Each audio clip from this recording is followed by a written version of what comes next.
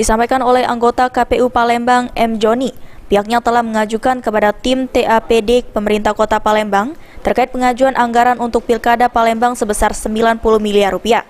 Selanjutnya, KPU Palembang akan menunggu hasil pembahasan yang dilakukan oleh pemerintah Kota Palembang dan juga DPRD Palembang. Berapa anggaran yang akan disahkan guna pelaksanaan Pilkada Palembang nantinya. Menurut M. Joni, anggaran yang diajukan oleh KPU Palembang tersebut alami kenaikan dibandingkan tahun 2019 lalu, mencapai 40% karena anggaran badan ad hoc yang alami kenaikan. 40% karena ini memang yang agak besar itu memang hampir separuh dari anggaran pilkada untuk honor badan ad hoc. Karena memang badan ad hoc ini kan dari pemilu 2019 dan pilkada 2018 itu mengalami kenaikan cukup signifikan, hampir 2 kali lipat honor dari.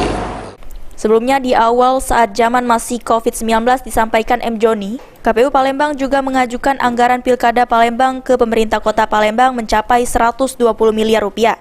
Tapi kini COVID-19 telah berakhir, maka seluruh yang berkaitan dengan COVID-19 dihapuskan. Firman Hidayat, PAL TV.